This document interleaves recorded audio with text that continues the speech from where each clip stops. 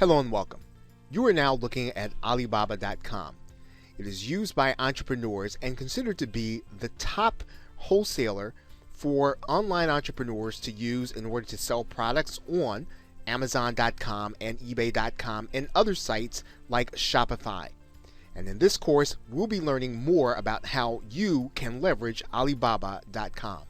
So this is a success guide for Alibaba.com. Now in this overview, we're going to be talking about what Alibaba is and why it matters to entrepreneurs. Now, if you like to market physical products instead of just information in your online business, you do need a selling idea and a supply or supplier. And entrepreneurs can now source their products from China through internet supplier Alibaba. Now, Alibaba is the largest e-commerce company in the entire world, and it's even bigger than Amazon and eBay. It is the connection point for entrepreneurs between sellers from Asia and wherever the entrepreneur is. In most cases, we're talking about the United States, the United Kingdom, or Australia. Now, the company's catalog, Alibaba, is massive and has millions of products from suppliers that number in the hundreds of thousands.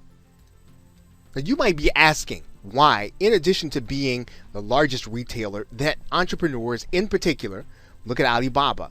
And the primary reason is that companies look there because they want to take advantage of low manufacturing costs of the suppliers in Asia that are connected to Alibaba. Typically, for the same kinds of items, costs are going to be dramatically lower than those you might find if you were going to purchase in industrialized companies in North America and other countries that we've mentioned. Now, there are other reasons that entrepreneurs have begun to look to Asia in general and Alibaba in particular, and not all of those reasons revolve around manufacturing costs.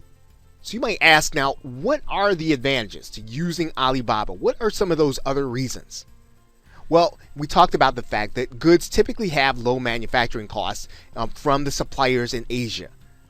But suppliers on Alibaba tend to work with smaller entrepreneurs, whether or not they work through their smaller arm, Alibaba Express, and they give small entrepreneurs the opportunity to deal in quantities of physical products in ways that fit their business. And what you'll find is that there are a substantial number of suppliers in Alibaba to work from in most physical product categories. And this is, of course, an advantage for entrepreneurs that are looking for the best possible price, the best possible product, and something that they can eventually brand into developing a company or developing a niche inside of both Amazon, eBay, or any other retailer. Now, in some cases, Alibaba's suppliers are the only ones who actually manufacture certain items. So you can only get those items from the Asian suppliers through Alibaba. And of course, then the product interface makes it easy to source Asian suppliers and purchase from them. So Alibaba's interface makes it intuitive and takes the intimidation factor out of actually going in, looking for a product, and finding a supplier. Now, of course, then there are some disadvantages to using Alibaba also. Customers tend to have a low opinion of goods in general from China, and that is going to be the case regardless of what it is that you're going to be selling and or retailing. Now, the other thing is that Alibaba-based manufacturers sometimes have lower quality and labor standards than companies in the West, so you'll have to overcome that in your marketing. Now, the other thing is that intellectual property protection is virtually non-existent. That means that you probably won't have exclusivity in a product area that's really selling, and it's going to be difficult for you to come to market with something that's totally unique. So this again is going to be something that you'll have to overcome in your business strategy and in your marketing. Now, the other thing is that people who are sourcing the products will have to overcome the language barrier, both in culture and understanding, as they deal with manufacturers through Alibaba. Of course, it's also difficult to actually go to the site and verify the manufacturer and verify their processes. Now, there are ways around that we'll be talking about in this course.